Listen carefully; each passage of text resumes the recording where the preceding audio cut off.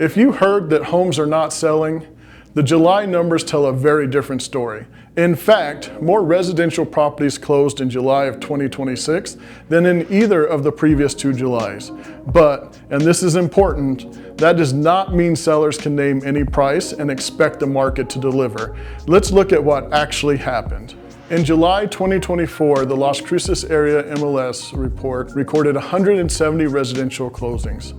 That increased to 193 in July of 2025, and this July we reached 222. That is a 15% increase in just 1 year, and more than a 30% increase compared with July of 2024. So the clearest strength in this market is transaction activity.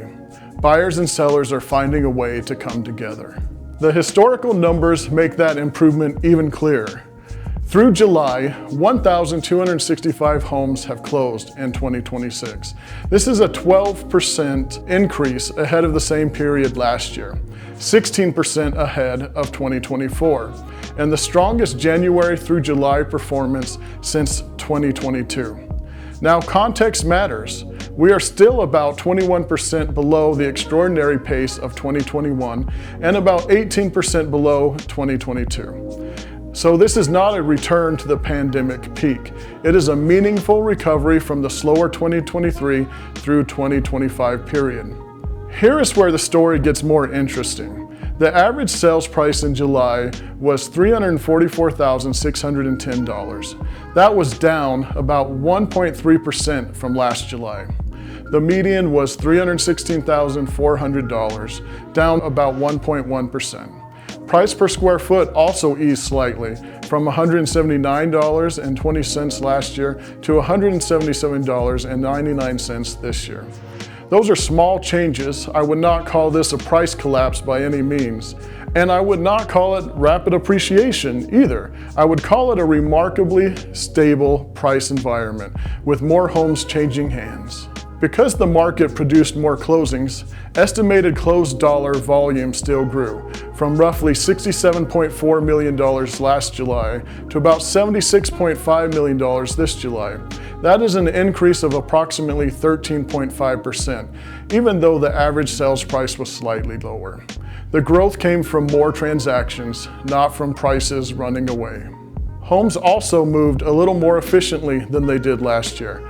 Average days on the market improved from 59 to 57 days. Cumulative days on the market dropped from 83 to 72 days. We are not quite back to the 2024 pace, but the direction improved. Cumulative days matter because taking a listing off and then putting it back on does truly erase the time to buyer perception that comes with it. Where did those sales happen? Jornada in Las Colinas, of course, home of Red Hawk Golf Course and Metro Verde, led the market with 35 closings, followed by Fort Hills, which recorded 20. Sonoma West had 16 sales. Santa Teresa had 13, and Sonoma East had 12. Together, the top 3 areas accounted for 71 closings, about 32% of all the transactions in the July report. These are MLS-defined areas, so they can include multiple neighborhoods, but they give us a strong picture of where transaction activity was concentrated. The average home closed at about 97.7% of its final asking price, but only about 95% of its original list price. That distinction is one of the most important lessons in this report.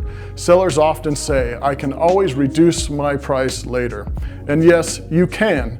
But the data shows that many sellers had to move from their original position before they reached a price that the market would accept. A reduction may fix the price, but it cannot give you back the strongest days of your listing launch. For sellers, the message is encouraging, but demanding.